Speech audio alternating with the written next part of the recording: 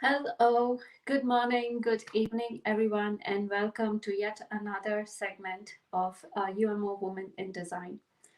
This is the third weekly segment on a Saturday. Today is 20th of March 2021. Today is the first day of spring north of equator, and we hopefully are towards the end of the COVID pandemic, hopefully. Well, being the month of March, UMO, along with rest of the world, is celebrating Women in Design. And this segment is all dedicated to all the women who are with us and also not with us, but have shaped us to who we are. Well, Women in Design Festival 2021 mission is to educate and empower 1 million women and girls with design skills and confidence necessary to be in this field. To take this movement forward, UMO Design School this year aims to provide 150,000 US dollars in scholarships to educate 100 women aspirants in design essentials and UX design. So kindly pass on the word and avail this wonderful opportunity. Please visit the site yourmo.design and do get in touch with us if you have any questions, hesitations, queries. We are here to help you by all means and consider design reach to all those genuinely deserving individuals. Well, I welcome you all again to this session. My name is Nisha. I'm from Toronto, Canada. I'll be your host today, and today we have lined up a good number of talks from experts and leaders in design. This will be followed by panel discussion and then followed by a surprise segment. This would be very informative and useful to you, so I would request you to continue to stay with us till the end. Well, to go on with the agenda, I would like to welcome Manisha Bhalekar. Her talk is next. She is the head of user experience design at DAT Freight and Analytics, a freight matching marketplace based in Portland, Oregon, in US. So here is Manisha. Hi, Manisha. Hi, Nisha. Thank you so much, everyone. Good morning, good evening, wherever you happen to be in the world. I am honored to be a part of such a stalwart of women, not only today, but what the organization has been doing. So thank you very much for this opportunity to chat with you, tell a little bit about my life as well as my journey in design. And I really look forward to getting involved in this movement and being able to contribute myself. Nice. Thank you, Manisha. Just to remind you all, we have a chat window here. If you have any questions during the talk, please feel free to input your questions and we'll take them towards the end. Thank you. Awesome. I'm going to go ahead and share my screen now, Nisha, so that I can talk a little bit about my topic. For sure. Yes. Which is, and Nisha, are you able to see my screen? No, not yet. Yes. How about now? Yeah? Yeah. Awesome. I am going to talk about my design journey and what are 5 of the top line items, I guess, or the 5 most important things that I learned in order to be a successful design leader. So a little bit about myself.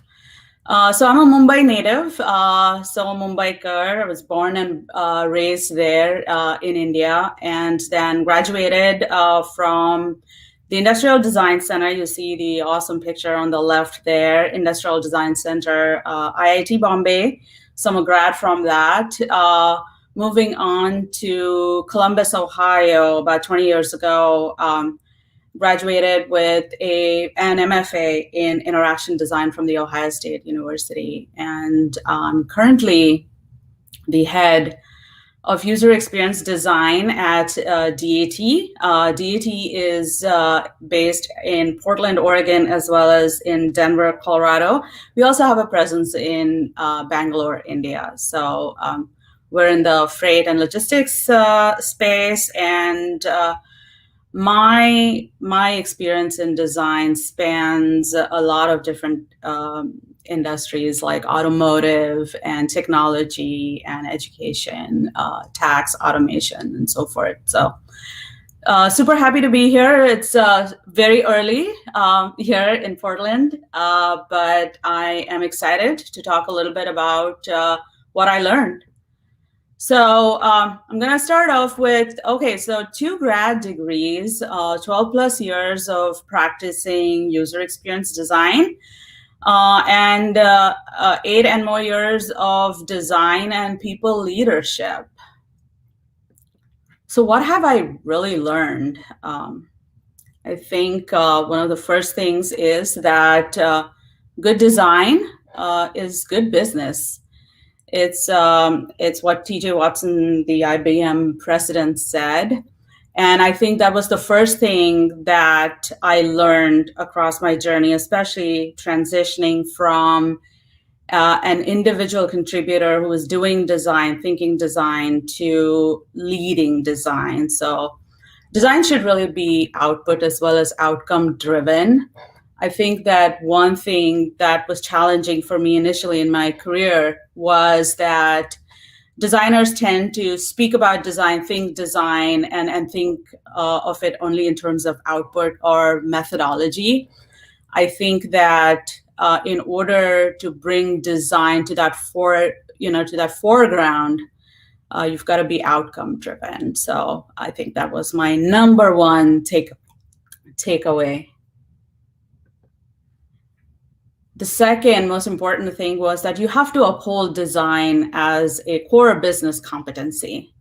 Much like other pillars within the organization, such as product, engineering, sales, marketing, design, in order for design to be taken seriously and to be embedded within any organization that you're a part of, you've got to think of it as a core business competency. And I think that one of the most important lessons that I learned was to wear a business person's hat along with a designer or a researcher hat. And that really made me think of design from a different perspective. And that was, I think, a very poignant part in my journey.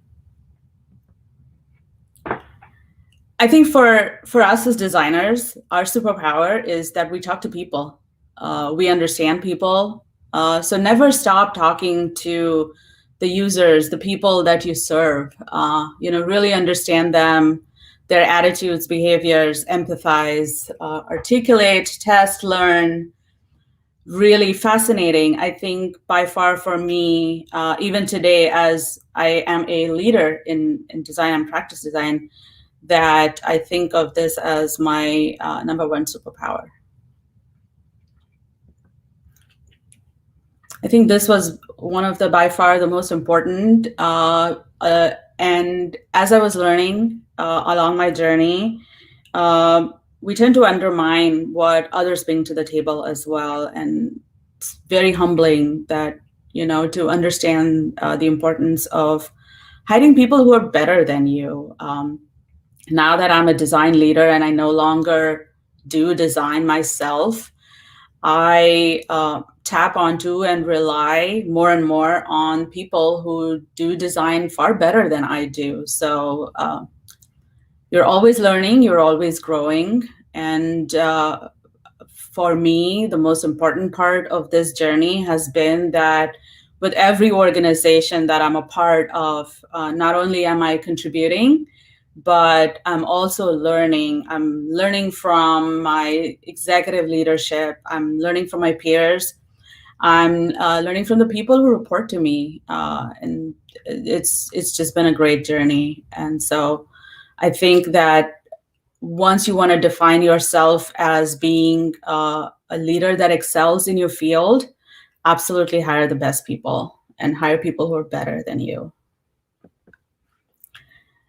And then finally, I think this is the most important one for me, that when I transitioned from an individual contributor to a leader, be an effective delegator. Like, really understand that it's not about you. You're trying, I would always struggle to do things myself. And that moment of clarity, I think, came to me by far when I started to build and scale teams and enable them to do things more and more, and remove their roadblocks. If there's anything that's out of their control, and in your capacity as a leader, remove them and then sort of get out of their way, really, and sit back and watch them succeed. So these, I think these 5 sort of tokens for me were by far the most influential in terms of my success as a design leader. And then finally, I want to thank everyone. This, by the way, is a picture that we took about 1.5 years ago at DET. We were having a session where we included a lot of cross-functional teams. So there was a great moment that I wanted to share here with everyone. And my keywords for success for other women in design is that be accountable. Take that responsibility, be accountable for yourself, for your team, and hold others accountable. Collaboration is the most important part. Allyship. Your cross-functional leaders within any organization, non-designers or technical people, create allyship. That's by far one of the most important things for me as a leader. Listen, learn, speak up. Absolutely speak up. And I know that we all talk about our comfort zone, so I kind of added a little funny catchphrase there, that chase your discomfort zone. I think that for me, every opportunity that has come my way has been a challenge. Embrace the chaos, embrace the change. It's okay to not be comfortable. So really chase your discomfort zone and be fearless. So with that, I'm going to pause and see if there are any questions that I can answer for all of you. So I'm going to stop my share. Hi there, Manisha. Hope you're. Hi. Hey. Well, it's a very good list, the top 5. Do you think, how do you connect all this, like being business minded and yet talking to the users, being empathetic about their feelings and their situation? How do you connect all these 5 pieces together at the same time? Being in a workplace, being competitive, and being a designer for the customers, and also make the business out of it. So that's an excellent question, Nisha. Thank you for asking that. I think that as designers, and at least I did, probably still do, like, undermine our own abilities of what we do. We have a very unique lens of looking at any problem because we're looking at it from the user's point of view. And I think that that's the secret recipe for success right there, is understanding what the human's problem is ahead of everything. The part about being business focused is that as designers, we tend to get caught up. And this is funny because I was talking to a classmate of mine just this week, Saurabh, whom, he and I went to school together. And we were talking that as designers, we tend to just focus on the design part and how we get there.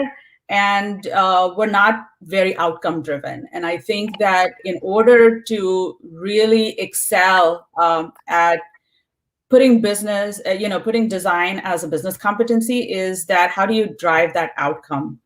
and how do you align it with what your goal was? And in most cases it is for profit, right? You're driving profit, whether it's selling a service or you're entertaining people or educating them. So really focus on that, but then you're also delighting the people that you're doing that for. So I think that over time it becomes far easier to connect the dots. It's difficult to begin with.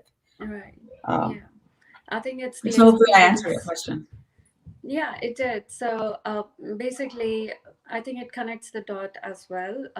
Like as you proceed with the design and get to learn more and more things, you add on to the experience, and basically that experience and knowledge drives your further contributions to the world.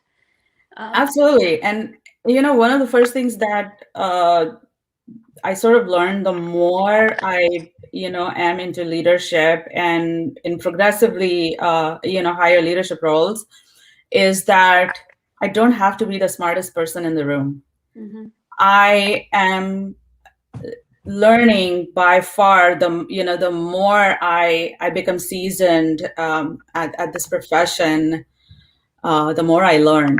And so never stop learning. I right. think that Mhm. that's going to be something that makes you really successful. I think that's a wonderful lesson altogether to be open and keep learning. I think that's overall the gist to never stop the curiosity and keep exploring the world around. I'm sorry, Manisha, I had to go to the chat window to get to the other questions. I think Oh, I'm sure. in Yeah. my own window. We have a question there. It says, do you think inclusion is important when you are building a design team? Absolutely. You're going to have a far enriching experience. Mm-hmm. Inclusivity is not just how you do better design, but you need to surround yourself with diversity of every kind in order to excel at it. So, absolutely. Mm-hmm. Cool. Yeah. And a related question again. Do you think a good design team is a group of specialists or is it a group of generalists? Because Great that's something. question. I'm going to say it depends. It Mm-hmm. really depends on the model, of the organization. What is the business model? How soon you need to accelerate?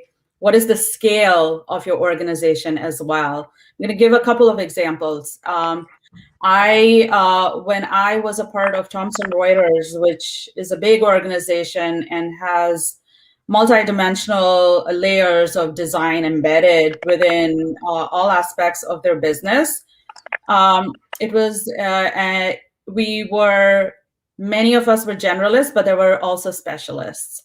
Uh, Mm-hmm. Vis-a-vis now at DAT, we're a much smaller organization, but the impact has been to accelerate design and practice design and mature the discipline of design at a much faster pace.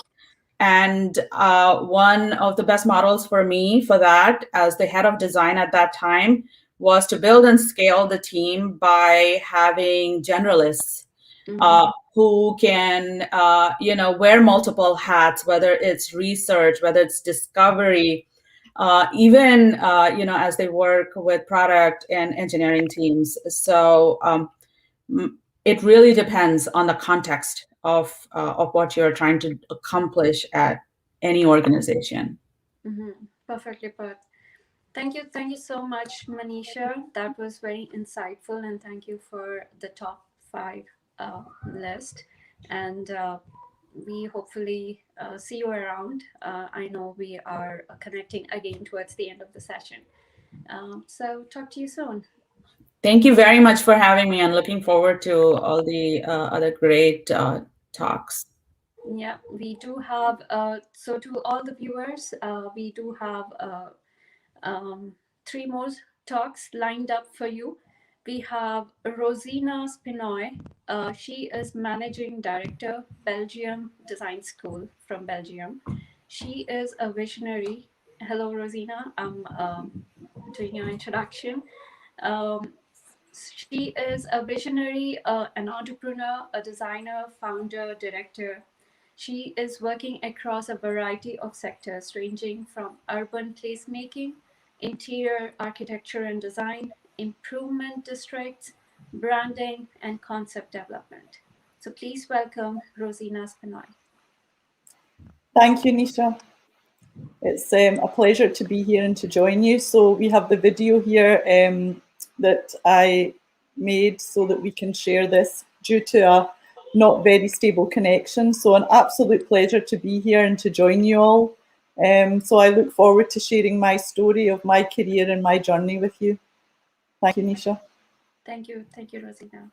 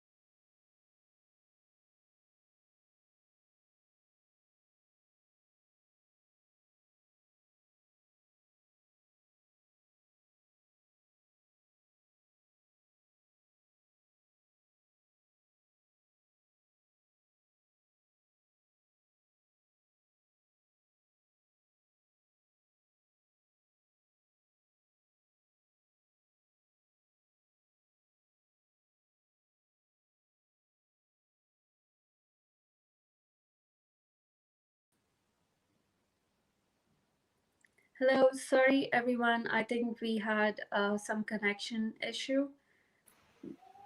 Could we play the presentation again? I think there is a sound issue out there.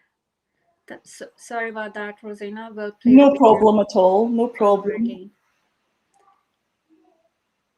I hope it works this time. Yes. Can we have the video play with...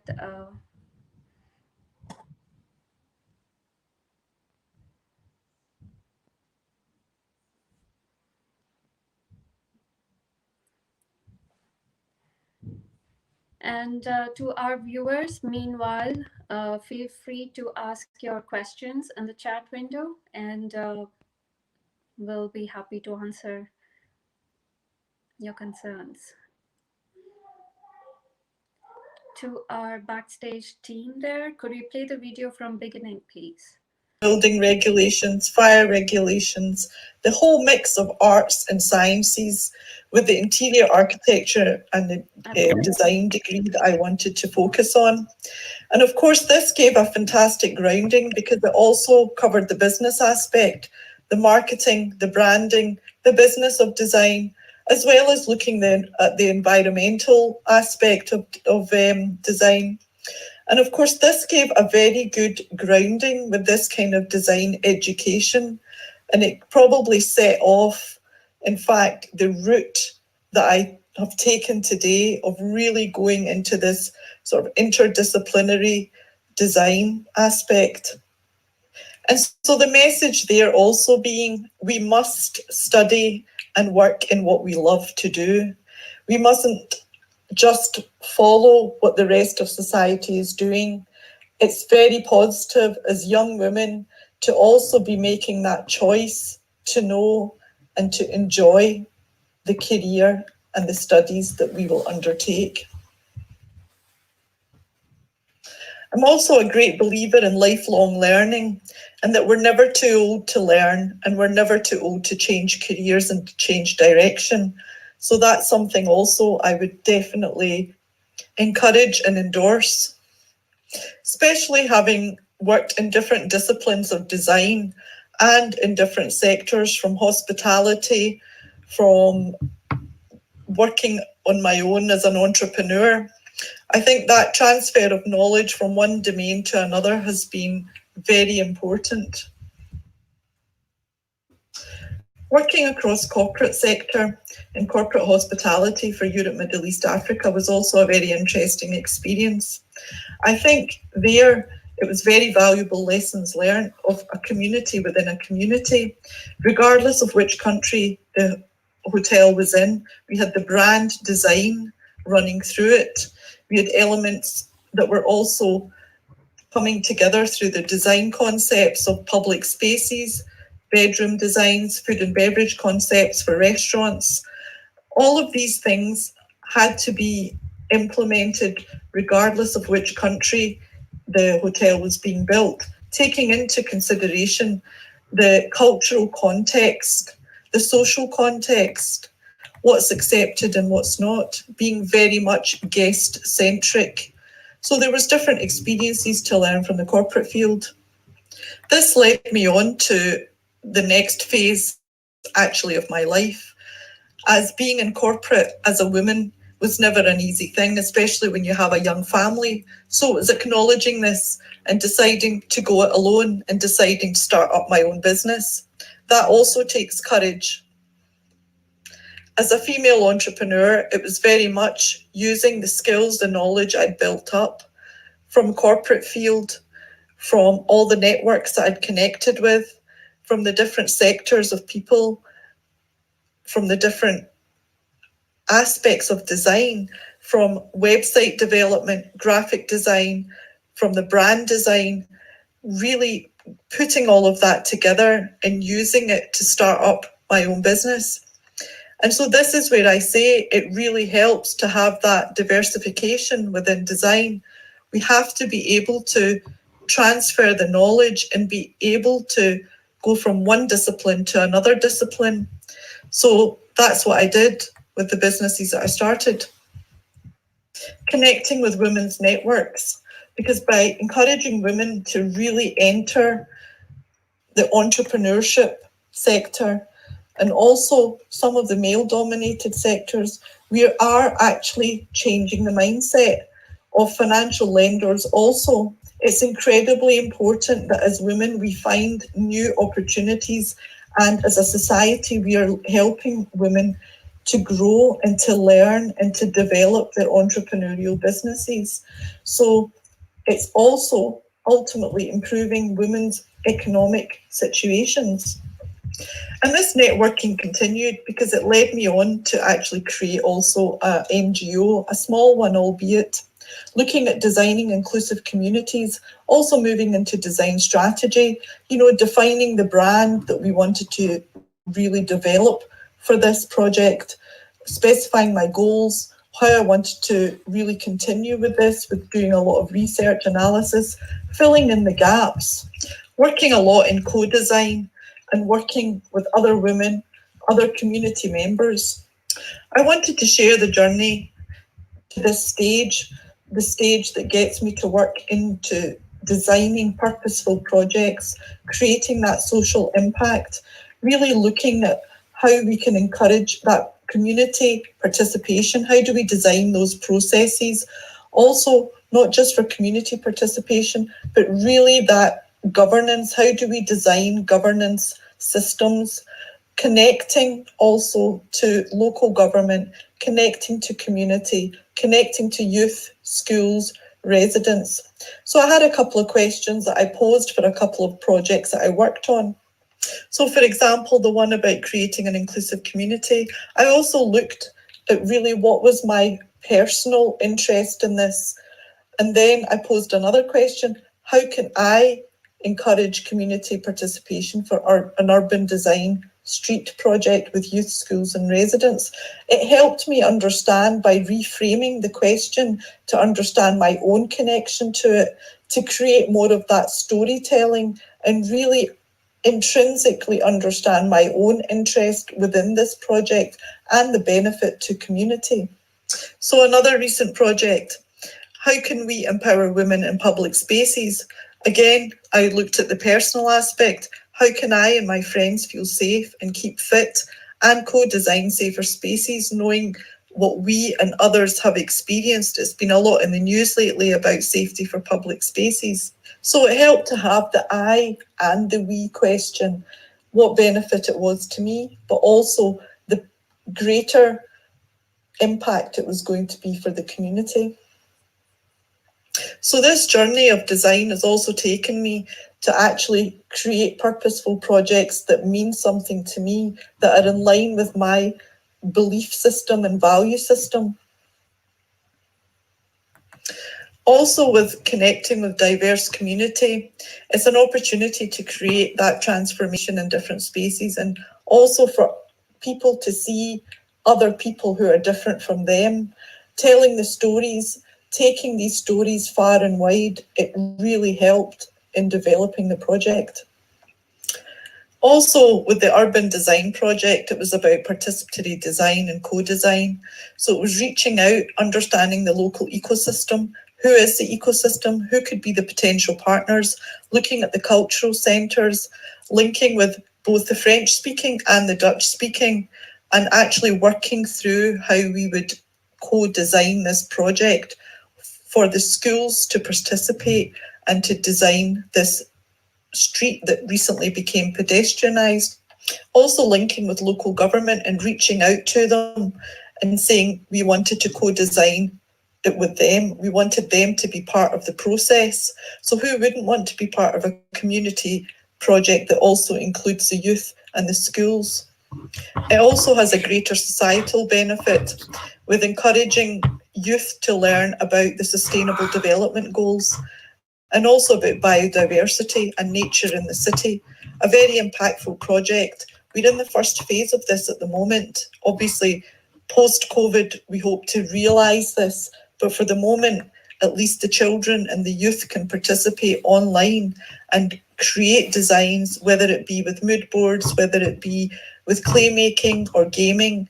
At least it's encouraging that participation and co-design with the community, for the community. It's creating that personal connection, connecting to local residents and community, and also sharing the lived experience. What is it like to live near this street? What would it be like when the street is designed and co-designed by everybody? What are the different ambitions of different residents living close to the area? How can we connect to the local ecosystem further? Also, we look at really connecting the dots with the systems thinking and the futures thinking. What are the potential scenarios for this urban design? We also talk to people outside of the design sector. It's incredibly important to connect to different sectors. We also have to look at tech. We also have to look at urban design, architecture, look at all the different external disciplines that would be related to this project. Finding the allies and the partners and the collaborators, it's incredibly important. So much of it is about relationship building. Co-designing and having that pay it forward attitude really helps. As female designers, we absolutely, as leaders, also have that empathy, that much needed empathy that we all have as designers. We have that ability to really see the world through the different perspectives without that judgment. We've seen it certainly during the COVID period with many of the country female leaders that have been praised for their strong leadership, with having that empathy and that compassion. We're able to openly communicate with our teams, able to understand when they're struggling, and in short, we also, as empathetic leaders, we're able to listen to our teams. And also when we're co-designing, we need to have more diversity in the workplace. There's a strong need to have more female leadership within the design sector, as you see from these statistics in the presentation there. We need to have more females as leaders, and it makes sense for business. We also need female design leadership across different sectors, from health, education, tech, and especially also now in artificial intelligence development. As female leaders and as women also in design, we need to keep up to date with the trends, have that awareness, keep networking, knowing where design can add value across all these different sectors, and most of all, add value to society.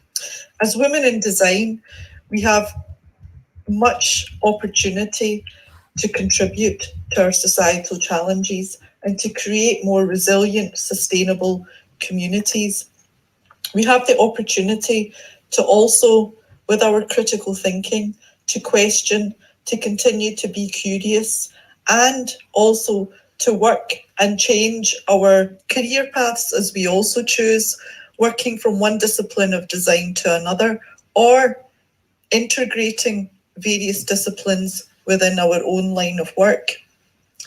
So thank you for listening to my journey for this Women in Design Festival. I sincerely hope you have enjoyed listening to my journey as a designer who loves to create projects for impact. I hope it's inspired you also to design for impact. For sure, that does inspire a lot, Rozina. Thank you so much for that wonderful presentation. Somebody asked us in the live session. Yes, it is a live session, and Rozina is here to answer your questions. Because of the network issues, we had to play the pre-recorded video, but this is a live session. Rozina, I was just curious while you were presenting, like it is a tremendous value to the community and the contributions that you make as an individual. So as a woman, like what was the main challenge? What was your main challenge that you had to like that stands out right now that you can share? The main challenges, I think for me, it's got to be in the context of the fact that, you know, I'm from the UK, but I'm living in a country where it's two, actually officially three languages, French, Dutch and German. And although having been here for many years, it's also still understanding, even though it's Europe, that regardless of which country you happen to be from and living in, there's still different cultural challenges that we have to sort of understand and face. And so perhaps, you know, I would say the sort of design aspect in the UK when it comes to social impact was very progressive. And I think the challenges that I felt here is probably it's been over the last few years of this aspect of the social impact and designing for impact was quite new.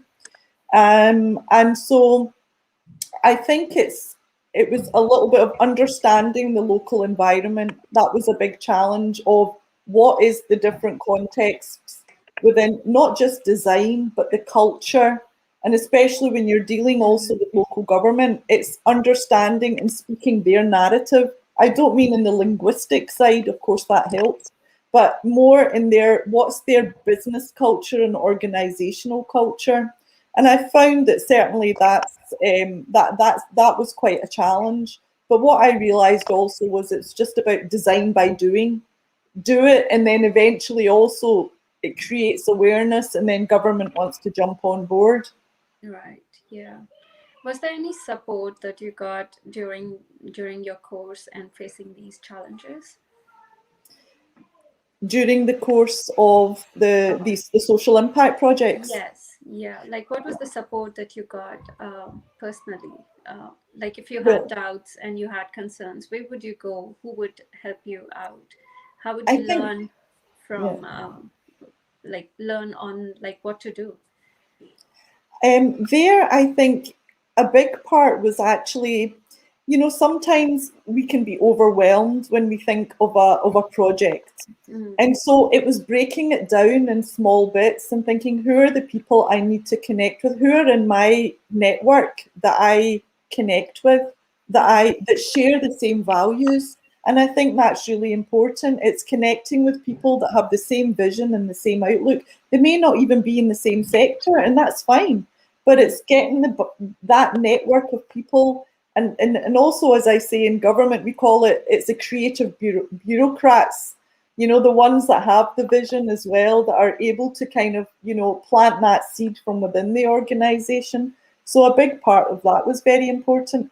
And just to go back, I have to, Nisha, very quickly say, although we started just, you know, we missed a couple of the slides there when, of course, I was presenting. The intro was just about me having been in accountancy first, then in tax, and then going to study. So it was taking time to decide what I really wanted to go in. And I was talking about my parents would have been very happy had it been accountancy, tax, or medicine. As in our cultures, that's, of course, these are the desired professions. So that was just the intro there that we just skipped over there. Thank you. Thanks for covering that. Yeah, we sorry about that glitch no problem with the application. But yeah, thank you so much for covering that. We do have a question here. I think you did cover your challenge aspect of it, but I do want to cover that as a viewer's question. One is, how challenging is it to design for public spaces in cities, for example, Mumbai, where there is a high population density? And the second question I have is, the tier 1 cities like Mumbai and Delhi would definitely benefit from such solutions and projects. So that's not a question, but yeah, your any guidance on that side would, I guess, definitely help to our local viewers. Well, I've been sort of getting more and more involved in urban design, and I'm actually one of the academicians now for the Academy of Urbanism, but there's also global placemaking communities, and there is a Placemaking India.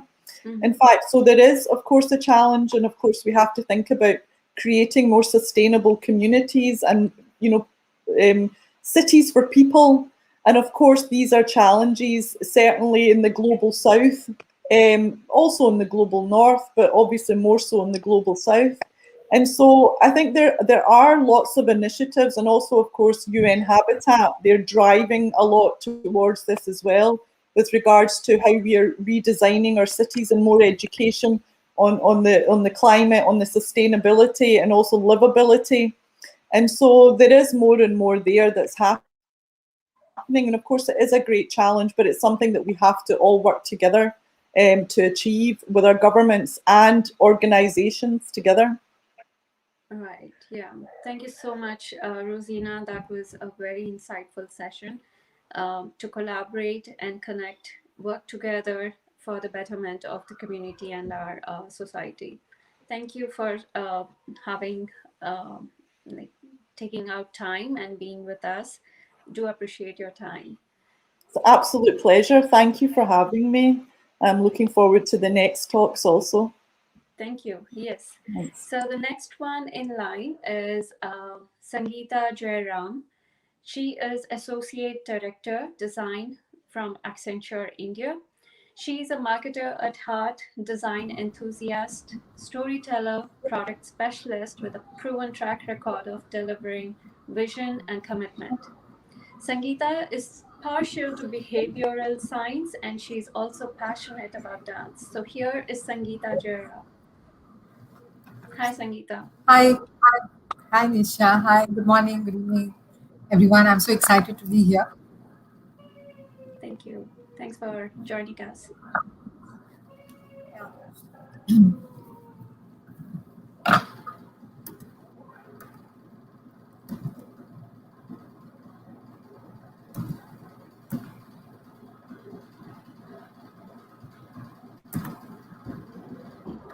And to remind our viewers, we have our chat still available if you have questions, and we'll take them towards the end of Sangeetha's talk.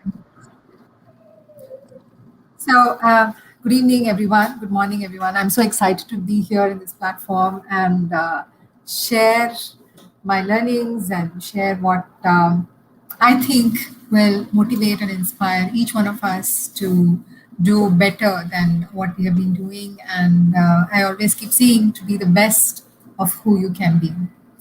A brief note about myself. I am Sangeetha Jayaram. I have over 18 years of experience, and I have dabbled in different parts, different aspects of the entire software lifecycle. So I've been a project manager, I've been a developer, I've been a reporting architect, I've been a business analyst, and finally I came across design, which was my passion, and I discovered that, and I could never leave my passion, and I've been growing and doing well, and nothing challenges me anymore, because I'm doing something that I really love, and I love talking about design and inspiring young leaders to actually do better and be the best of themselves. So what you will see here is when I actually started, working on this presentation, what struck me was that about 61% of women actually enter the field of design. They start getting into the stream of design, and they get into the industry, and then they start working. But when it comes to the actual leadership positions, it's a mere 11%. So that statistics actually shocked me, because when I was doing it, I assumed that everyone is going to grow, and then it's okay, reasonably okay, 61 to 40, 45 is fine, but 61 to 11% is shocking. And it's very important for us to understand why. And it's very important for us to answer the why and motivate the ones who are not going and doing that extra mile and being what they can. Did you know that around 33% of women have never had an interaction with their line managers about their future career paths, as against 55% of men who have actually said that they meet their managers socially as well, and they have a connection, and they are able to talk about what their career and their growth paths. Speech recognition softwares around the world, they are more likely to understand and recognize a male voice. And if you look at the default option in Siri and Alexa and all that, it's all women and who's taking instructions. So it's a very, very unconscious bias, some things which we ourselves have formed, some things which we have allowed the perceptions to happen, and then we kind of align ourselves with the perceptions. And I think it's time for us to break that, and it's time for us to do what we truly believe in. And if you want to do that, one way to be one way to get inspired is by looking at all the women around who are actually doing exceptionally well for themselves, and especially in the field of design. So I'm going to walk you through few people we may or may not have come across. So how many of us know who she is? I'll wait for Nisha. I think maybe people can answer if they are there, but I'll move on. She is the first one to reimagine workspace. So she is in the early 1917 was when she was born, so around 1940s when she started designing. She revolutionized the workspace design itself. She's Florence Norbisset. You can look her up. She's one of my inspirations. Who is she?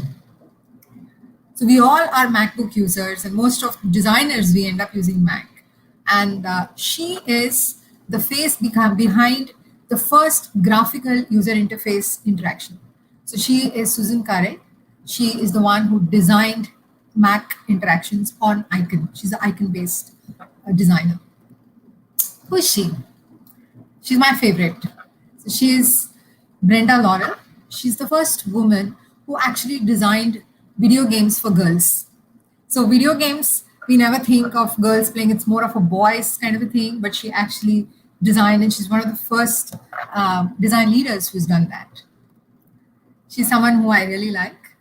She is Kat Noon. She started her career as a designer, and now she's the CEO of Iris. It's a modern emergency alert organization, but she's done many, many things. You can look her up as well. So we have so many people inspiring in our field where we are expertising to look up to and proceed and see what we can be. Now, what are the things that you need to build your steps? You need to build your career in design. So they are very easy. It's just 5. I urge each of you to follow that. Number 1 is passion. You need to be passionate about what you do. And when you start being passionate about design, you really don't feel that you're working or you're actually doing something that you don't like. Being passionate. Number 2, being passionate. Number 3, being passionate. Number 4, being passionate. And number 5, being passionate. If you go and ask anyone who is successful today, be it a cricketer, be it a movie star, be it a CEO of any of these Fortune 500 companies, or any CEO for that matter, be it a person who's successful in his own right, you will find one answer. They'll say that they followed their passion. Now, you identify that this is your passion, design is your passion. It's going to get you where you want to go. Other things like being resilient, being sincere, being hardworking, being open to learning, being able to work in ambiguous situations, etc., attributes. And all of these things will actually come together to help you reach your core objective. And your core objective is clear when you're passionate about what you do. So find your passion and then start working towards it. The rest of the secondary attributes will follow as long as you know what you're doing. I believe that. And I tell my children that. I have a boy and a girl, and I tell both of them that. Tell me one thing that you die to do, and you would go against anyone to do that. Once you find that, that's it. Your life is set, and then you can keep on building on top of that. You'll never stop learning when you know what you're passionate about. Now, fine, passion is not enough. So you know what you want to do, but there are certain quirks. There are small things that you can advance your career by following small tips. First one is make mistakes. Never worry about making mistakes. It's very, very important to learn what not to do as much as it is important to learn what to do. So when in your initial, in your initial years in your career, I find when somebody makes a mistake or they, don't understand what is supposed to be done, etc., they kind of get very embarrassed and, okay, I shouldn't have done that. I shouldn't have done this. But I actually encourage that. I tell them, go ahead, get in deep dive, make mistakes, come back and say, okay, I know 10 things you should not do. And then this is the 11th thing and this is how it works. And that's actually a far better learning than when you crack it the first time. Tip number 2, never hesitate asking any questions, however dumb they sound in your head. Because somebody else could be thinking that question and they are not articulating the question for the very same reason. It's fine. Go ahead and ask because you will find your answer or you will find your pearl. It could be the most important thing that you'll need to proceed ahead. So never stop yourself from asking any question. Number 3, this is something that I really, really adhere to. Whatever you do, be it a small delivery, be it a big delivery, be it something that's like very, very critical, give your 100% and then a little bit more, because that little bit more actually sums up for the 95% of the work that you have done. So always give it and then see if you can give a little bit more to make it better. Last one, identify your strengths and work towards strengthening it. Brain is after all a muscle. Keep flexing as much as you can and as long as you can. And last but not the least, identify your weaknesses and work on the weaknesses. So things that you can't do, it's always better to identify someone. It's okay to have someone who is better than you. So one of the key things that you should do is identify 4 or 5 things that is your core strength. And for the rest, delegate or identify someone who can do it for you or outsource it. So you as a leader, you as a holistic person are accountable for what you do.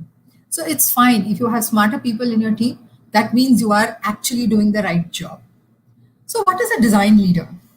I'd like to answer the question, what is a leader first?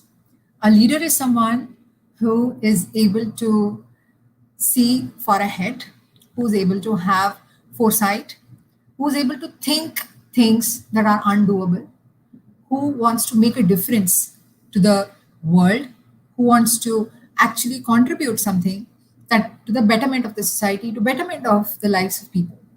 Now, how are design leaders different? How do we think different? We have the unique ability to think of solutions to a problem.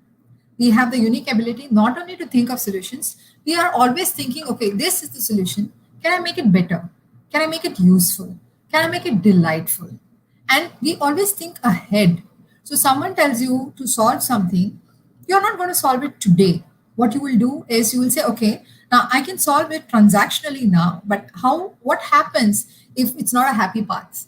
What happens if something else fails? What can I do to make it more intuitive? What can I do for, let's say, an accessibility person or a differently able person comes in? So when we look at something, we look at it holistically and far ahead, and it's not very different from a natural leader. So we are all born design leaders. We just need to tune and keep training that part which can take us ahead of what we want to be. Now, what are the qualities of a design leader? So each of us are in different stages of our career, and we want to reach our respective goals. Now, few things that I have learned and few things that I will continue to learn and keep doing is he or she needs to have a mentor. You can never be too old or too big a leader to have a mentor. You need somebody who can tell you things up front. You need somebody who can tell you the good, the bad, and the ugly without flinching and give you directions. So always have a mentor. You need to understand the larger picture of a portfolio. So sometimes when we get into projects and when we get into initiatives, we as design people and design leaders, we may end up constraining ourselves to a limited scope, looking at how design can make an impact, or how design can be intuitive, or how design can be a difference, etc. No, design is business. Design drives business.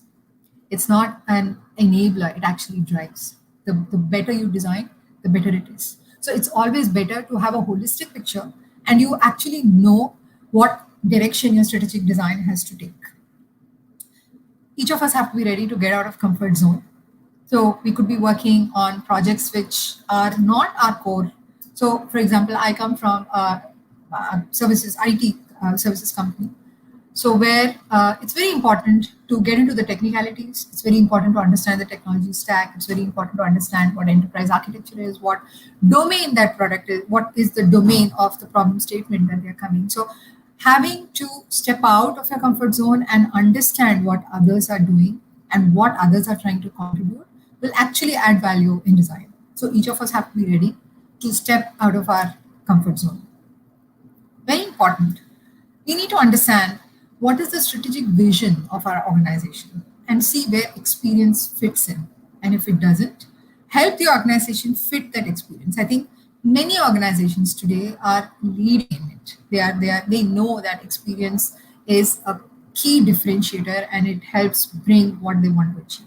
And if you see it, be part of it. If you're not, bring that into your organization's vision. One thing that I totally believe is whatever is your role, wherever, however high you are as a design leader, never stop being a hands-on designer. So that is the unique quality that has brought you to where you are. So never ever let go of that. So be a hands-on designer, never stop doing that. Be on a continuous learning journey. Don't think that you are in this field, so you will continue to learn in this field. That's fine. To some extent, it's fine. But as you grow higher, it's more important to have a holistic perspective. You need to be a specialist, but you can also be a generalist in a lot of spaces. So when you get into the boardroom, when you get into speaking to a lot of people, you know what it takes and you are able to carry on a conversation and you're able to contribute there as well. Never forget that you are the voice of customer in every boardroom. So carry forward these qualities and see where it can get you. Now, women leaders should become the norm. It should not be an exception. So it should be something that as easy as, yes, the sun rises in the east. So it should be like that. And I think each of us here need to contribute to make that happen. Now, when we look at the support, there are many platforms for women designers. There are many platforms for specifically encouraging and mentoring and guiding. So some of the things that I have come across and some of the things that I actually follow are ladies.ux.com. You can actually take a look at that. You can take a look at go with the leadership community for women in design and things like that. So there are many platforms where it helps, and I wish all of you all the best in your respective careers. And thank you so much. And I'm ready for questions now.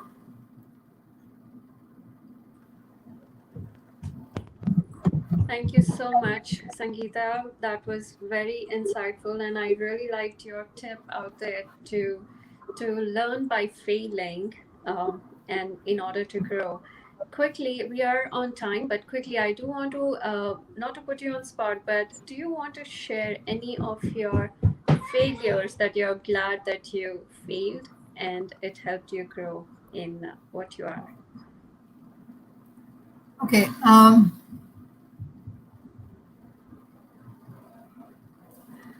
So, see, it's important to, I keep saying this to my team as well. And I keep saying this to anybody who's in design. So, if an experience is, if any user experience, okay, you walk into a boutique hotel, or you walk into a, airport, or you start using an application and things like that. If the user experience is good, it's invisible. Nobody sees that it's good. It's So seamless. Yeah. yeah, it's seamless. So they don't come back to you and they don't say that wow, it's great. But the moment something cracks, the moment something is not working, is when they say, oh, the experience sucks. So you enter and then you don't have somebody servicing you. You don't have, you can't find, let's say, where you do your boarding pass. So the moment the experience breaks, it becomes visible. Right. So we as designers, I would think of this as, so you are envisioning a design, and when you envision that, not every time there are people who understand and who are actually able to agree to your vision, right? So many times in my career, so I'm a very enthusiastic designer. So when I start doing it, I come up with like 50 different options.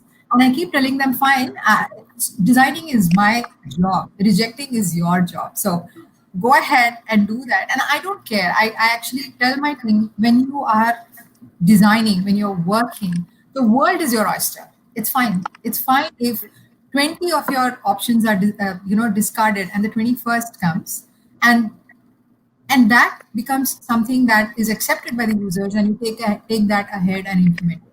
So I have many failure stories like that, because I think we start with making mistakes and then we finally reach what we want to be. But I work on this as a motto.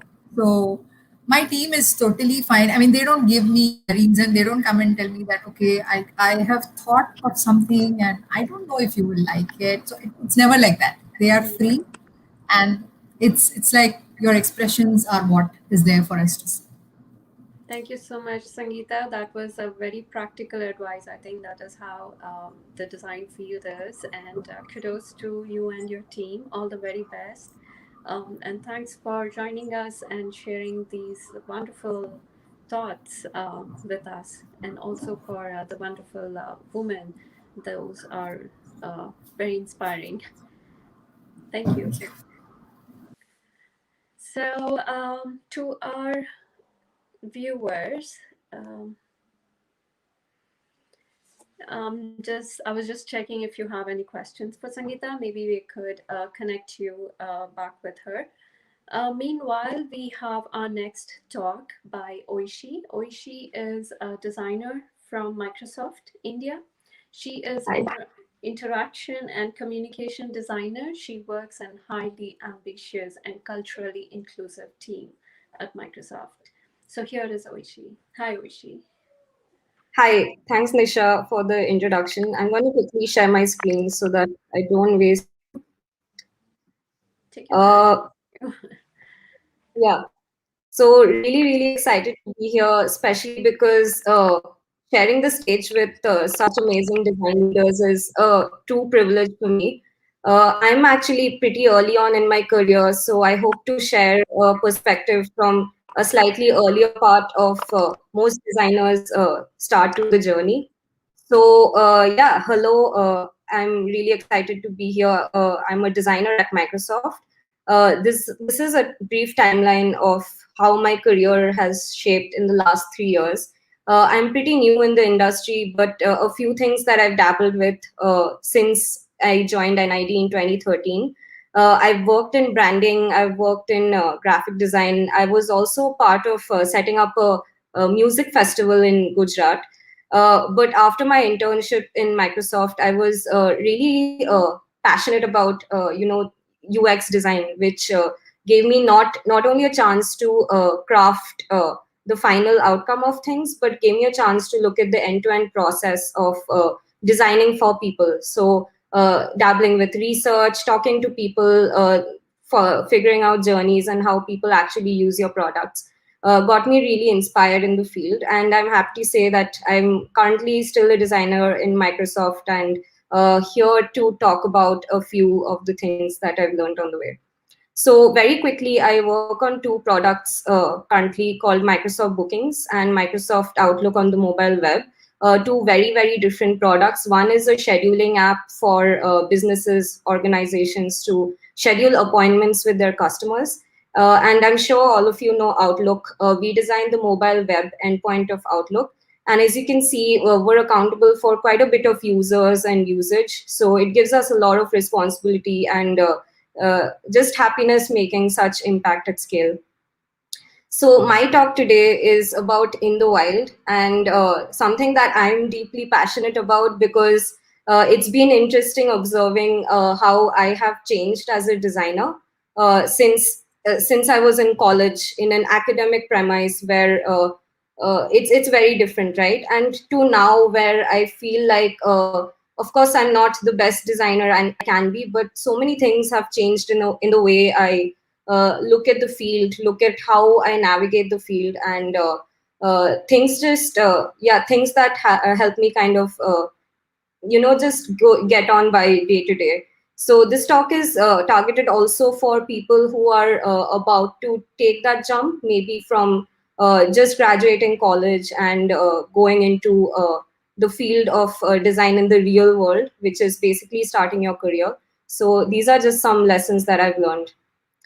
So before we begin, a bubble called design school, I always feel like design school is such a great place to learn. It's great for experimenting, diverging, and even failing because that's what it's about, right? It gives you that safety net to do so. But unfortunately, the real world is often not like that. So these are some lessons from growing up as a designer in the wild and basically becoming an adult, right? Like as you go through these journeys and the steps. So the first thing that I learned was UX design is all about real people, and it's not about personas or things you imagine would be the users of your product, as you often tend to do in design school. So this was truly humbling for us that there are actual lives that are getting impacted. There are people who have opinions, needs, and even pain points about the products we design. Talking to users and talking to the actual humans who are going to use our products, it's become a habit that we've inculcated into our process.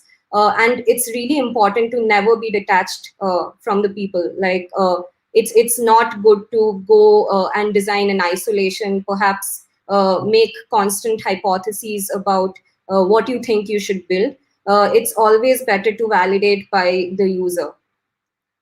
And because you're dealing with real lives, with great power comes great accountability. And I'm going to talk about this through a story.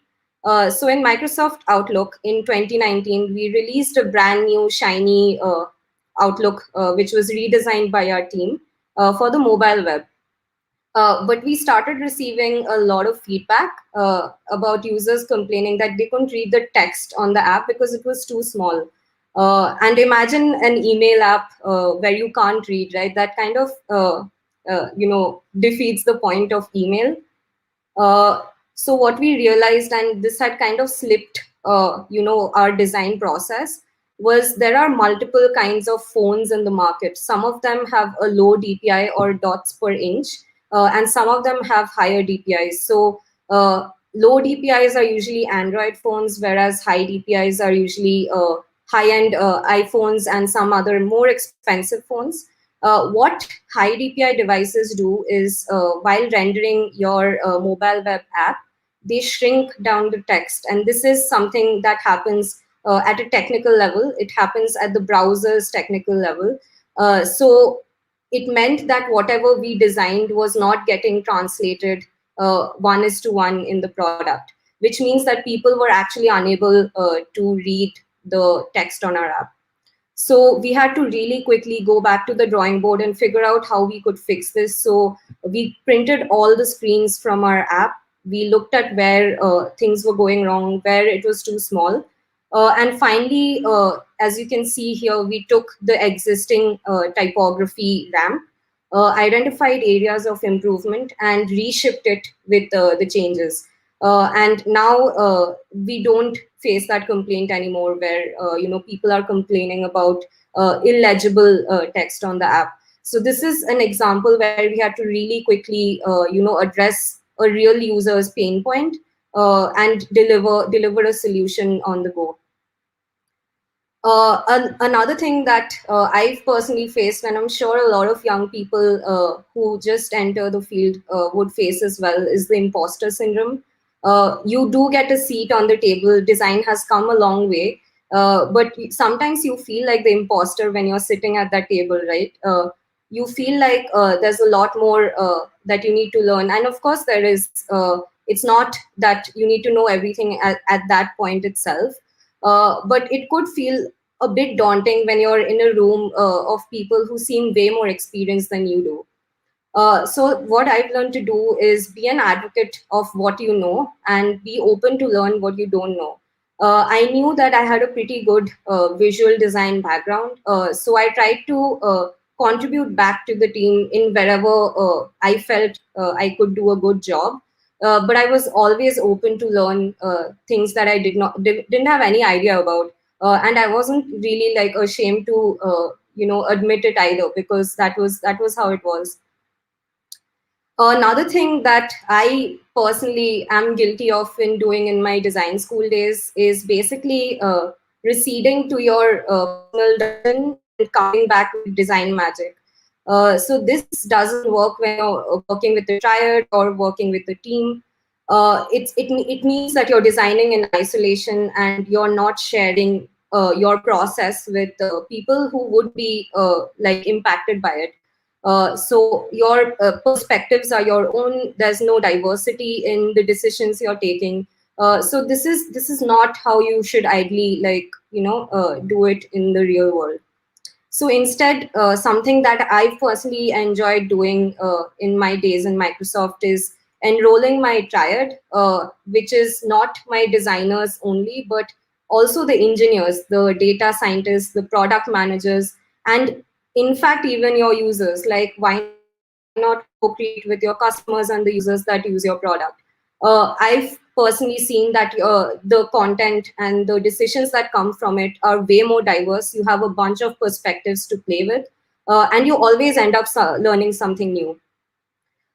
This is an example of a design sprint we held for Microsoft Bookings, the product that I work for, with the entire team. So we had so many engineers, engineering managers, program managers come in from different backgrounds. So people who know about business, people who know about back-end engineering. And it was phenomenal to see like what kind of thoughts and opinions they kind of gave back to the picture. And this is like way more than I personally could have come up with in any case. You also have to learn to keep your process flexible. In academia, you can pretty much get stuck to a process which feels very traditional. It's long drawn. But in a real job, you would come across situations where you sometimes have to be really agile and deliver really fast. But you can't skip the research, even though you have to do it fast. you need to know how to skim down, but not delete the steps. So that's something you have to look at as well. And finally, feedback is not criticism. I think this is a common one. I'm sure that over time, you learn that, it's a very constructive environment, especially in a job, because no one's trying to put you down. No one's trying to really bash your work or anything. So it's important to know that there is a better together aspect of it, where people want to grow the product together. So any feedback is just for the betterment of the future of the product you're working on. So after the product building process, another very important thing is to deliver the story and not just the design. Once you're done designing the product, you have to put it out there. So remember to document the process of building, craft your product's voice, position your product, and showcase and present widely. So this will help you make your impact known and build your influence. Big orgs, I feel, are actually like a network. So within the network also, you have to drive influence and create a space for yourself. A way we did this was our team. I work with a really amazing team at Microsoft, by the way. And we put together a quarterly newsletter. And these are some of the mastheads from our newsletter that we send out pretty regularly. This newsletter culminates and showcases our work, shares stories about us. And it's helped us really, make impact in the org itself. Make time to learn. I think a lot of the other speakers talked about this, and I wholeheartedly agree that even in your day-to-day drudgery, you have to make time to learn. It's easy to get carried away in a daily routine, when you have a structured job. But a good thing that Microsoft, I got the chance to, dabble in a lot of other things that were happening outside my product. And this helped me pick up, skills like whenever there would be an event, I would volunteer to brand it, or whenever there's a video that needs to be made, I volunteered to work on it. So I was able to work with people who were actually shooting the video itself. So that helped me, pick up a little bit of filmmaking, a little bit of 3D, event designing, and, kind of inculcate my passion for graphic design that was my main area of focus before UX back into my job. And finally, remember to celebrate the impact you're making, big or small. It's a really, really empowering position to be in when you're actually making things for people, things that people will use, will see. I feel like that's such a special thing. So for Microsoft Bookings, it's been a really great journey for us. And I think the impact that we're making is really humbling for me as a designer. So over the pandemic, this product has been used by government bodies, hospitals, schools, colleges, to meet their students, their patients, their customers, because it's an appointment scheduling app that connects the business with their customers. So in Paris, there's a suburb called the city of Sarensis, which used this product to distribute almost around 48,000 masks to its residents over 3 days during a nationwide lockdown. Very, very recently, around 1 million COVID vaccinations were carried through across major colleges in the US so that students can go home for Christmas. We've heard from doctors that this product has made their lives a lot better during the pandemic because it, took away a lot of work from their hands.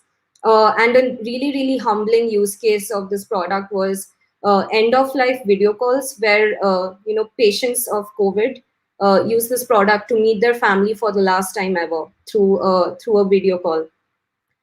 So of course, it's really, really humbling, and these are the things that make me excited and humbled and grounded to work for a space like this. But on the good side, we grew tremendously over the last year, almost 12 times. So starting from only 640,000 bookings per month in March 2020 last year, we are now at 7.4 million bookings per month in March 2021. So these are the moments that you need to like pause and acknowledge that you are making impact, but be committed to keep doing the right thing as you go along. I'm still very early on in my career. I'm sure my learnings will grow over time. But enjoy the wild. It's a really fun place to be. It's super exciting. There's things that you learn, things that you'll observe every day. But enjoy the journey while you're there. Thanks. That was my talk. That was wonderful, Oishi. Thank you so much for sharing. I do have one curious question though. When you say you were in the wild, is there any learning, any experience from your work that you wished you had learned when you were in your design school? Yeah, I think because I majored mainly in graphic design, I felt that I was very outcome driven in the early parts of my design journey. I would not, pay attention to a lot of the background work, the foundational work that leads to the outcome. So I think being in Microsoft, you're kind of put in a spot where you have to be a full stack designer. You have to own every step of the process. So a lot of the skills regarding research, the UX process, and figuring out journey maps, are things that I picked up pretty much on the job. I think that's some of the learnings I wish I paid more attention to in design school. But yeah, better late than never, I guess. Yeah, I think most of the experience you gain at work, practically when you are on projects and Yeah. making that difference. Thank you so much, Oishi. That was wonderful, and thank you for being part of this whole segment, and that was very inspiring as well. Thank you. Sure. Are you a student wanting to explore the world of UX? We got just the thing for you. At UMO Design School, you will be introduced to a strong curriculum designed by the best design mentors around the world. Pick your course today and start exploring the world of UX.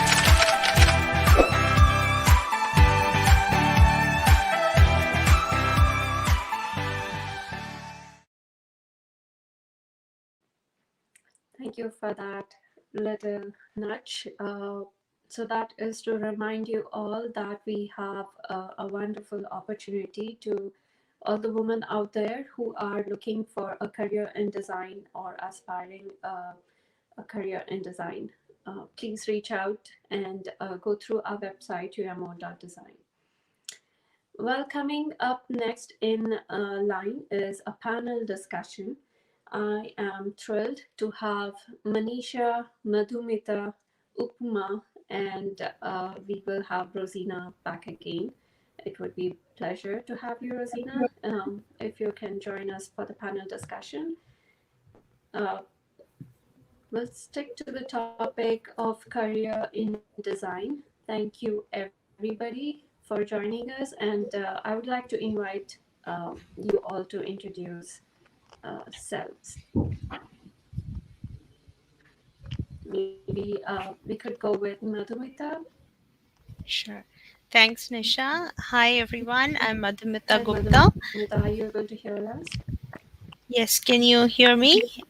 Yep. Okay, cool. Hi, hi everyone. I'm Madhumita Gupta, and I am a director of UX in Myntra. I head the platform, the innovation and the supply chain management studio of Myntra. I have have been in this industry for around 19 years. Have worked in various countries and different domains, and very excited to be part of this discussion. Upma, you want to introduce yourself? Thank you. And welcome again, Madhumita. I think we have slight noise in your audio there. Hopefully it'll get better. Hi, Upma. Would you like to introduce yourself for our viewers?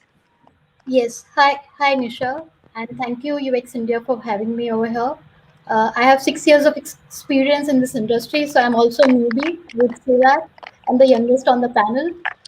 I'm working with a company called Webonise, which is headquartered in Raleigh. They have their development center in Pune. I'm leading the team of 20 UX designers here, and we are the product designers. So from scratch to the final execution, plus the digital strategy of the project, we have to handle that. So I'm looking that in this company.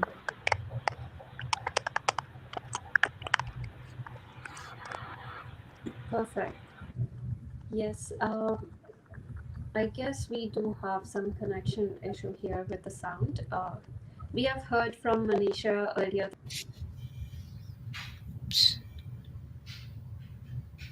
Looks like we lost Nisha there.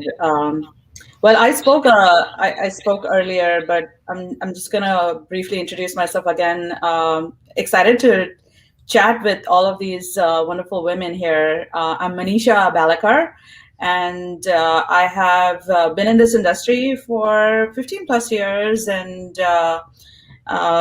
was privileged enough to have 2 grad degrees in design. And so really looking forward to an awesome chat session here. Welcome, Nisha, back again.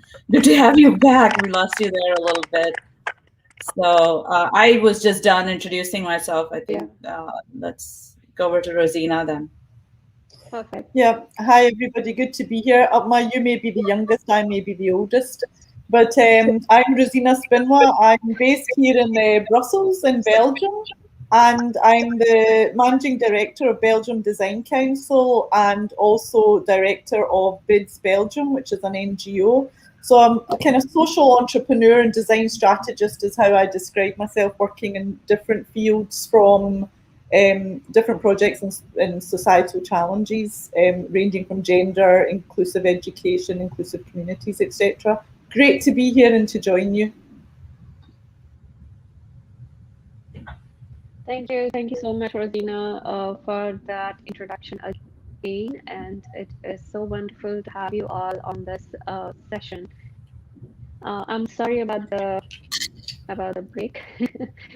So let's get started. Probably like I can start with my own story in the field of design. Like when I started, I was a science student, and it was so difficult to make my parents understand that I want to do this multimedia course.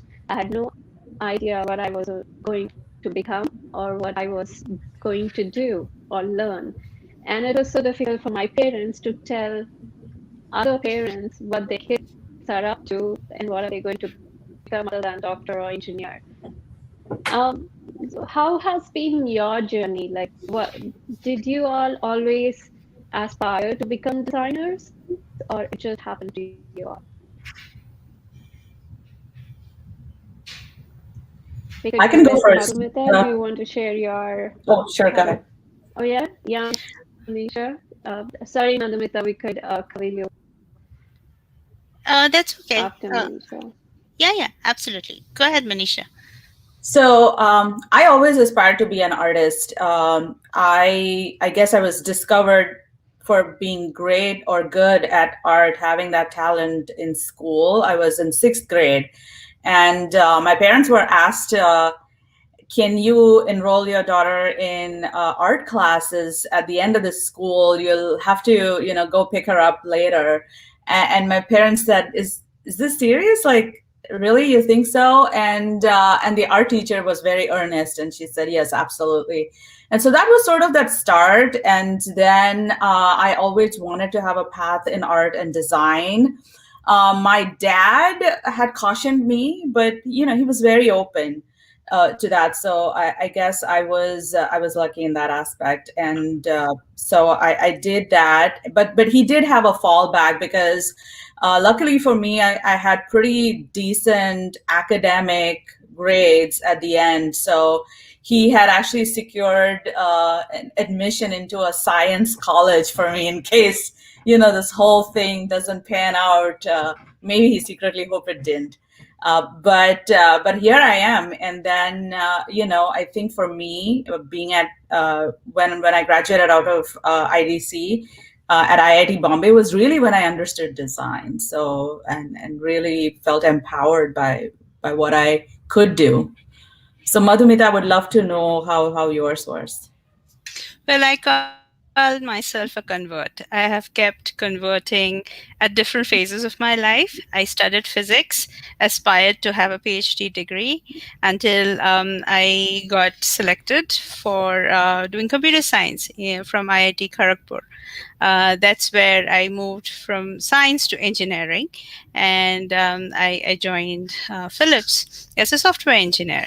But my flair for pixel perfect coding and understanding the implication of good design against technical limitations was noticed early on, and I was kind of cherry picked by Philips Design at that time. The CDOs, and I got trained, and I realized that's something I am really good at.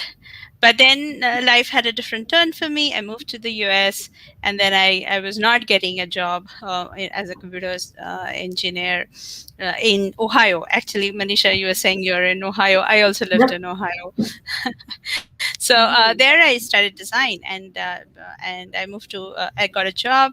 Somebody took a bet on me and said, "Okay, you seem to be pretty passionate about this," and that's where I moved to design, and eventually moved to management, then to leadership.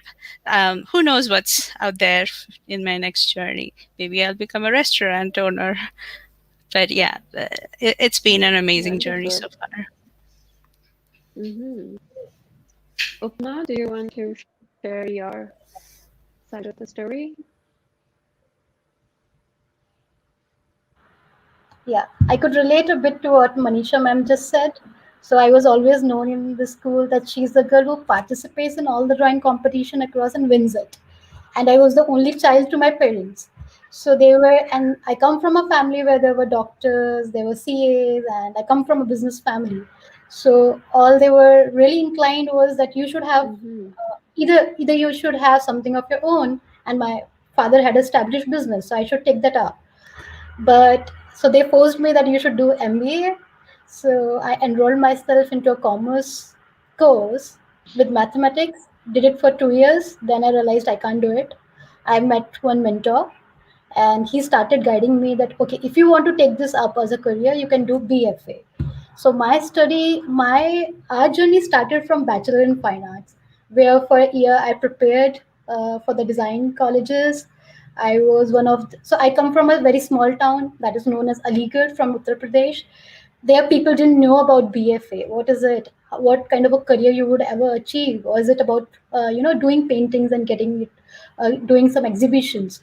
So I had that, the only thing that was a support was my mother. She pushed me that, okay, if you want to do it, I would take that risk with you, go ahead. And she enrolled me in this BFA course, where I was one of the first student out of Maharashtra state to be in the category to get that CET seat. So I continued with my BFA degree and landed up in my first job at Webonise. Yeah. And first day we were like, it was the first campus placement. So the only thing we knew that this company gave us a really good package, and all that they do is UI UX design. So what is it? I mean, I came from a communication design. I never knew what UI UX or product design would be. So that's where my stint started. And I would just say that UX India has been very helpful for me because I have come a long way. I know, like, after 4 months at that organization, I literally had to fight for myself that I want to go and attend this first UX India meet, because there was no girl who would ask for it. I was a part of a volunteering team. I compared the panel, like women in design, and after 6 years I'm sitting in one of those. So that is something, bit by step, you're just crafting on your journey. And I know there's a lot to learn from all wonderful design leaders out there. But I think the foundation has been so strong that you have to shape it up and shape the other talent and make them nurture and make them believe into design ideas. Perfect. Yeah. So incredible. Such an incredible journey. Thank you. Rozina, I'm very curious and excited to hear your part of the story. How did you get into design? Well, I think a bit like I think was it Manisha that maybe said that she was good at it at school. Well, I was a bit the same. I loved my art teacher. I loved art and design. But to be honest, I had no idea what I wanted to do when I was 17, 18. And so I didn't even want to, I didn't know which study and which course I wanted to do. So I fell into accountancy and tax and started working actually in getting prepared and sitting tax exams, and then left that, fell into stockbroking, and then decided to go back to university. And that's when it was absolutely clear, after speaking and investigating and chatting to a few of the design mentors and teachers at the university, the professors. And I thought I'll take it year by year, and I was incredibly pleased because it was a Bachelor of Science, so it was mixing the science and the arts, and also the business aspect. So that's when I kind of knew what I wanted to do and started studying. My father, God rest his soul, was no, stay on doing accountancy. What are you talking about? Do tax.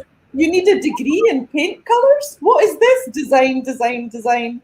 So that was the reality of it. But I was always a bit of a rebel, and I remember doing the university studies and doing karate at the same time.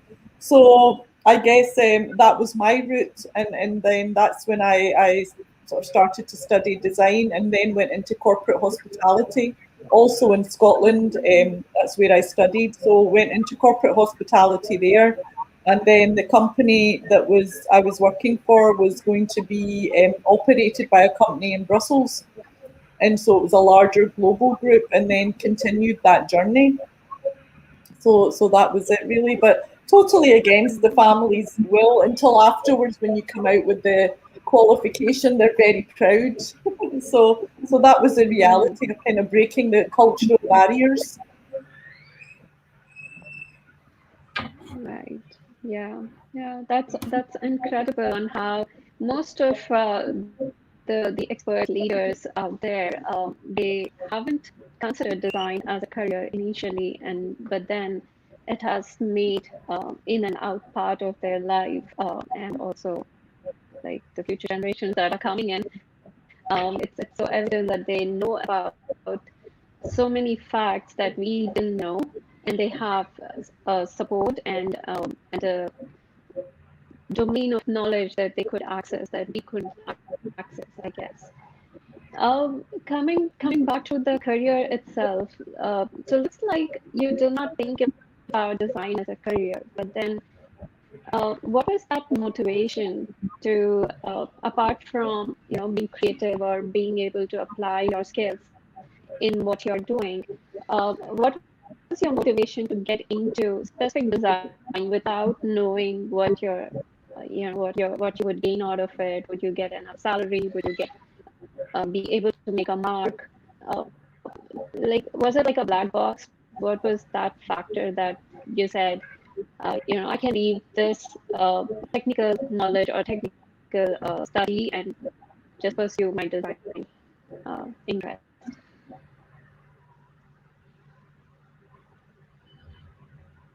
Madhumita, would you like to go first?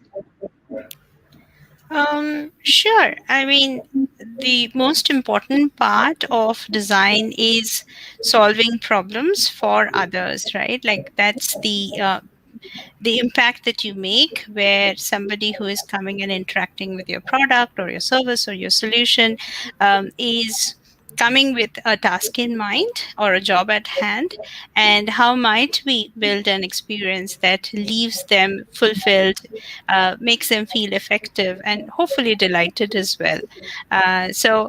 Designing for others, solving for others, making things better and simpler has been my core interest point into being in this field. Yeah, absolutely, Upma, what was Madhumita. your motivation factor? Yeah, and What Madhumita said really resonated with me as well. For me, in particular, starting off in art and then going into design, I think that moment of clarity was when, like, design is all about communication. Art is very subjective.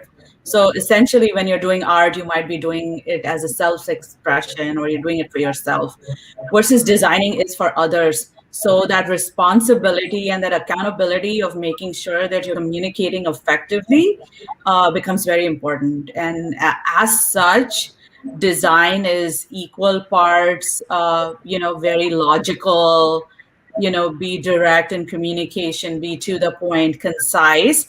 But then the manner in which you can communicate can be totally creative. Is just an amazing culmination.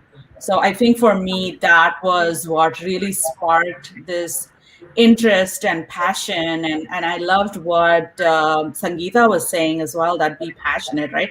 Be passionate, like that's the single most important thing. And for me, I think that doing what I love for a living now, and making money is amazing. So it's the best of both worlds, I guess. It's finding your ikigai, I guess, right? Totally.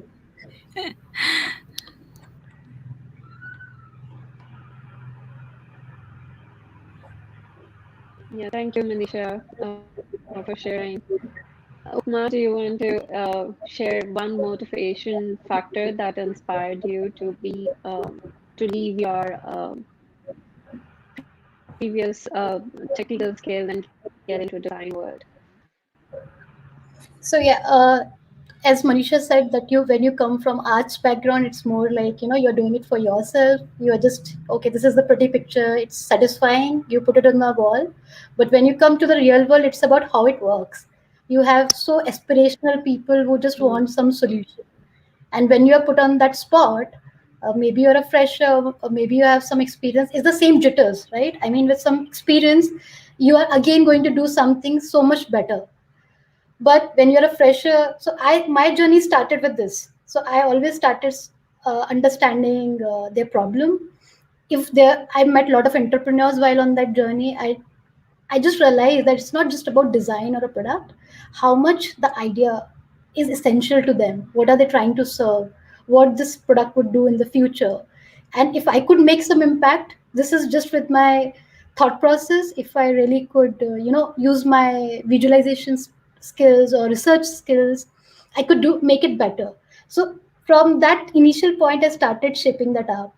And now I can proudly say that my organization was not into digital strategy. I took that challenge. We were working on a company for last 6-7 years. That was one of the established companies of US, and we were doing the product design. And one day they were like, okay, if you understand this product so well, why can't we do the digital strategy for it? I mean, we do it with some of the other designers outside, but we are not getting that result. I took that leap of faith, and to be honest enough, the results what we brought down onto table, because we understand the core of design, we understand the problem, and we understand what impact it could make. The results were phenomenal, and that has started as a practice inside the organization now. That it's not just one endpoint that this is what I'm supposed to do and I leave it there. It's lot more. Even when you get to know the user's feedback, how would you really come to some conclusions about that? Not being emotional, having some metrics to map, telling people who are really not experienced. So it's not about, few people when they see me and they are like, okay, you are going to do the UI UX for us. So, it is something, you don't have something so solid to prove on your resume. It's just that confidence. It's being fearless. That you work with me on this project and we'll get you the results. We'll change the equation. So it always has been that way. And I think that's a very important factor. Why I say that just in 6 years I could see myself, and I really believe that all other girls who are aspiring for this position, it's possible. You just have to believe in yourself. Absolutely, yeah. So, for all those freshers and aspiring individuals out there who are planning for a career in design, what guidance would or what tip would you give? Like, is this field worthwhile, or do you think do you have any regrets or think that this is not the field that you can pursue what your interests were, and are there like such big difficulties or challenges that you should drop this field, or do you think it is a very rewarding career? What is your viewpoint? No, I would definitely want to die as a designer. That's something that you cannot take away from me. And every field has got challenges. I mean, even the doctors, when Corona came, they were not prepared. They were actually going on the field and seeing it. And today also they're so it's every field. The only thing that would it's not monotonous. Daily, it's a new challenge. Something can excite you. It's like I have done this thing 5 years in my life ago, and today I really want to try out making an icon. Like, it can be that simple as that. So this is a field which will keep you, going on if you're passionate about it. Like Sangeetha said, all you need is a passion, and passion. So, and to be honest enough, when I took my maternity leave, I was home, and my husband was like, "Okay, take some rest. Six months you need to be home with the baby," and that's where I started my own startup. So I really wanted to fix the gifting experience for the corporates, and that idea boomed. And as a single woman, I just started that up and got some 10-15 clients now. And so maybe few things that would remain core to you, or few things that you just want to be associated with the organization you're working. But as a designer, you will have to challenge yourself to learn more, because it's really very much demanding. You have to know a lot of domains, you have to know a lot of techniques. You can't just go with, okay, I just know the tools like Photoshop, Sketch, and everything else is just for the execution. So you have to broaden your horizon. Like, you have to understand a lot of spectrum that you would be doing. Right. So that's something I would just advise if somebody wants to have a long career and starting like me. That's an incredible move, Upma. I'm sorry. I think there's still that overlap on the audio. I'm sorry if I cut you off. Did I? Yeah, I think there's some problem, but it's fine. Okay, yeah. All the best on your startup. That was incredible, and all the best to you for that start. Thank you so much, your new journey. Sounds exciting. Well, in general, like what motivates to be in this field? Like, have you thought of moving to a different segment or within design? Let's say, like, if you're a designer, have you thought about like, I'm done with this field, let me be look into visual design, or let me be look into content, or like what do you think what is design in general, like, according to you, or being in this field for so many years? For somebody who's outsider, what picture should they frame for design? Is it about all colors? Is it about images? Like, what is it according to you? And what are the different fields that one can look up to? Design is a multidisciplinary field, considering that there is psychology, behavioral science, cognitive science, color theory, every aspect. There is science, as in you measure metrics, sentiments, data, big data. You can really look into how people are feeling. As Steve Jobs always says or said, design is not just how it looks or feels. It's about how it works, right? So you have to have domain knowledge in the field that you're working on. So I wouldn't say it's like I'm resonating with Upma what she said, that you just can't come and do, okay, I will just do an icon, or I will just do a visual design. You have to think it through. You have to connect the dots. You have to bring in the business aspect. You have to bring the technical feasibility. You talk about the golden triangle, like you want to have the users needs met. You also want the business viability taken care of and the technical feasibility, because ultimately you want to build something which is delivered to the customers. It doesn't help if it sits in your laptop on your Photoshop file. It has to go out, it has to be used, and people has to acknowledge that it has really made an impact in what they were trying to do. So I would say, yes, design is an amazing field. So many options. Every day you can do something new, something different. But it asks a lot of you. It could be quite hard because things will come in an ambiguous fashion. You'll be asked sometimes to document, sometimes to articulate, sometimes even, I mean, I say we are also great program managers. We are great stakeholder managers, right? So we play multiple hats. So if you are up for it, come for it. You would have a fun ride. Absolutely. How about your view, Manisha? Being the head of the design, have you ever got bored of what you're doing, or have you thought about like what keeps you motivated on being the head? Like, is there variance in the or variety in things that you do, or how do you keep going? Oh, absolutely.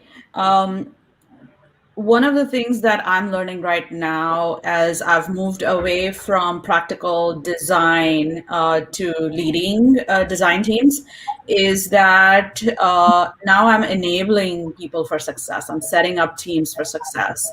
That's amazingly motivating and comes with a great deal of responsibility. And I'm humbled. And I think that makes me stay grounded in what I do. And there's so many things to do, right?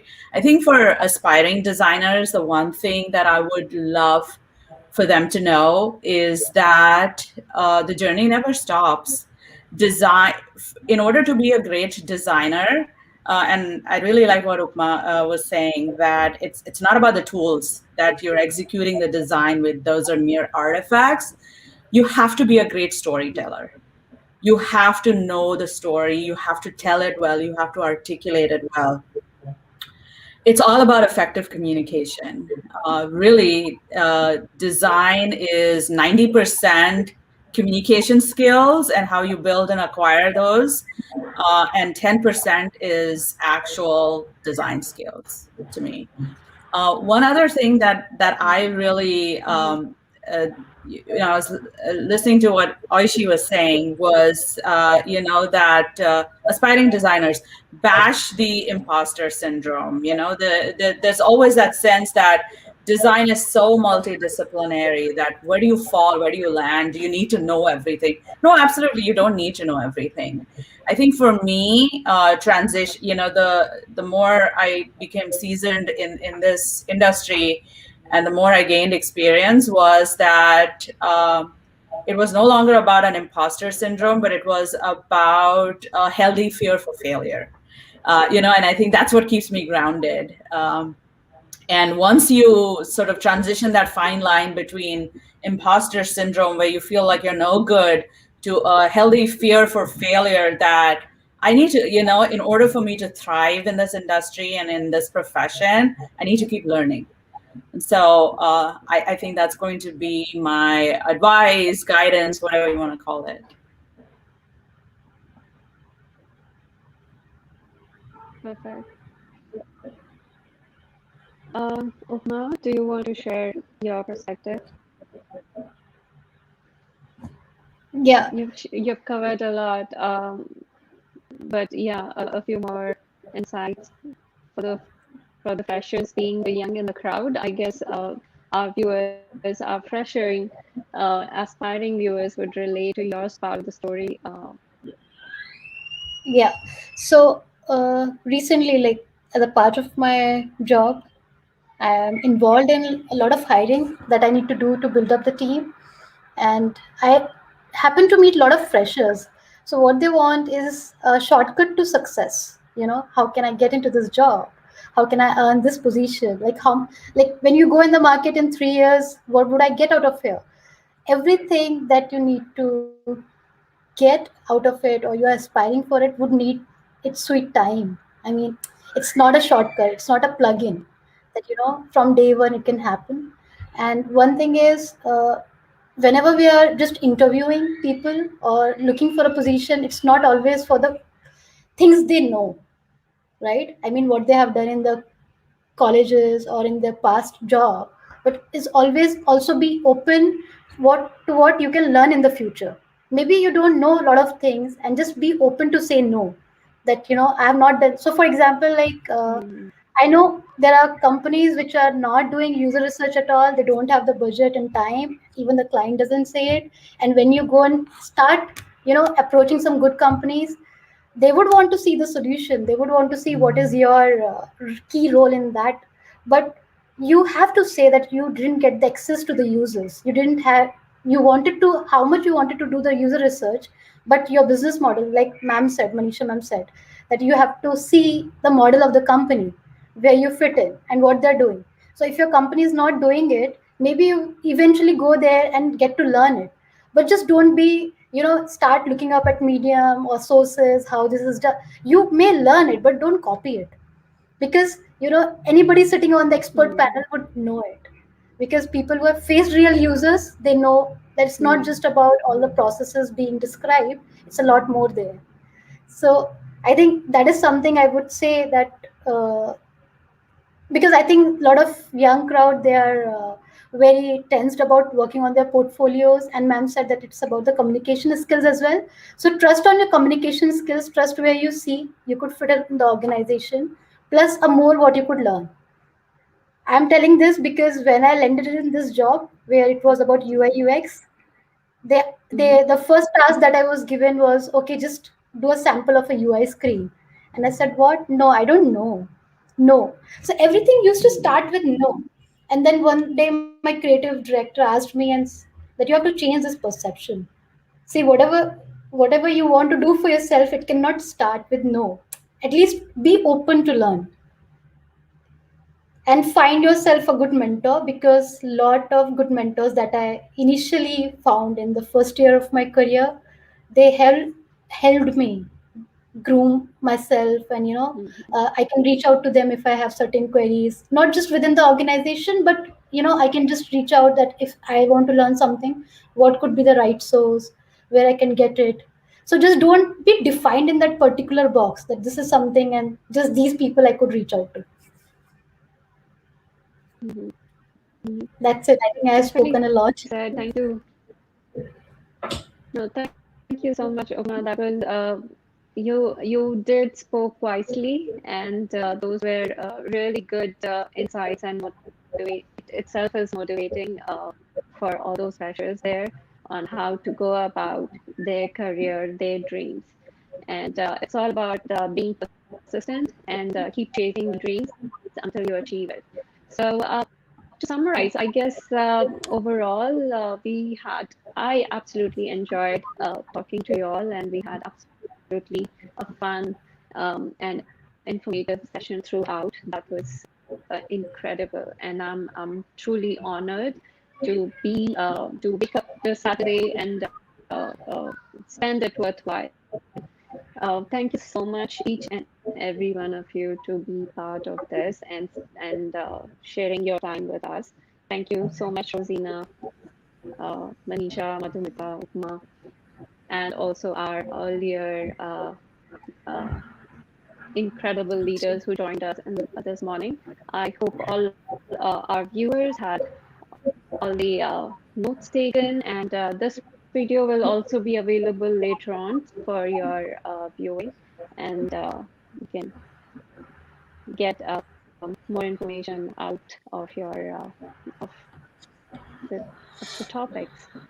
So thank you all. Going back to our next surprise segment that I mentioned earlier this morning is about design job board. This is a new segment we are introducing with today's session.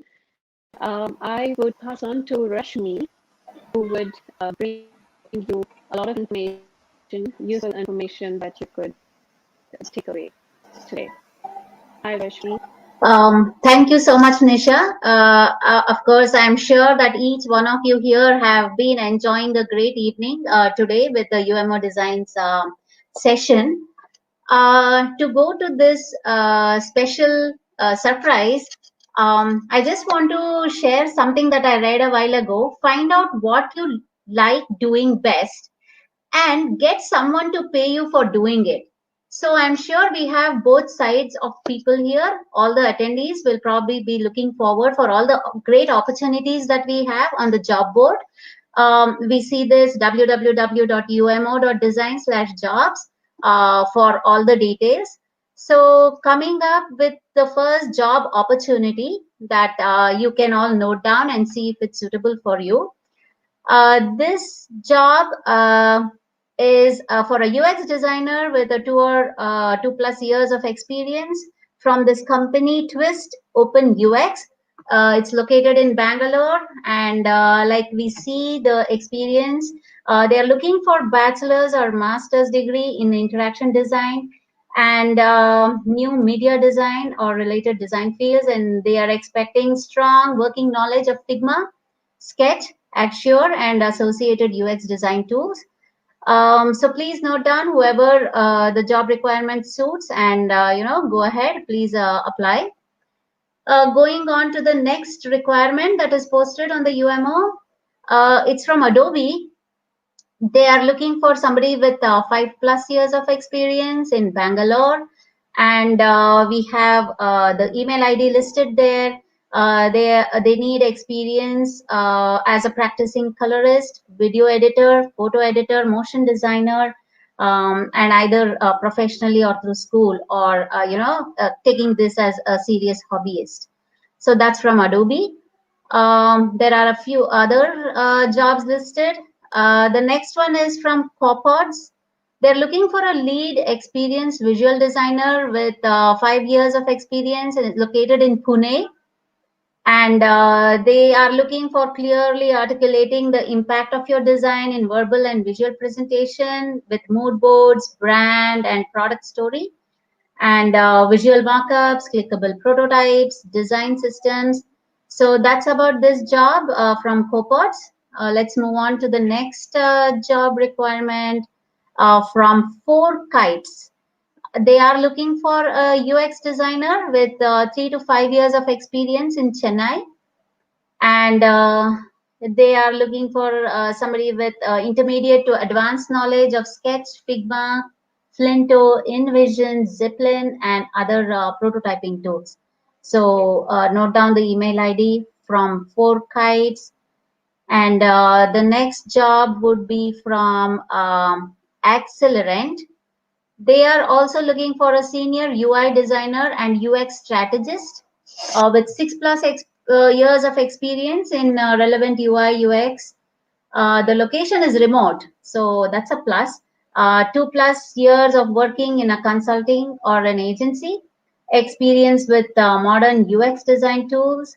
They want you to do amazing things with design tools like Adobe CC, Axure, Balsamic, Framer, InVision, OmniGraffle, Sketch, and UX Pen. So that's from Accelerant.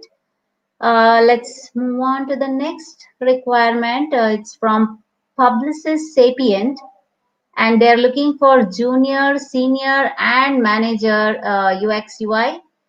The location is Gurgaon, Noida, and Bangalore locations. So they're looking for all these places, experience in UI, UX across all levels. So note down the email address. And yeah, if you're looking for hiring, then this is the place, UMO Design/jobs. And people who are looking to get into jobs or looking for hiring, this is the best place from UMO Design. I think that's about it with the jobs. All the best for everyone looking for jobs or hirees. I'll pass on my control to Nisha again. Have a great evening, everyone. Have a great day.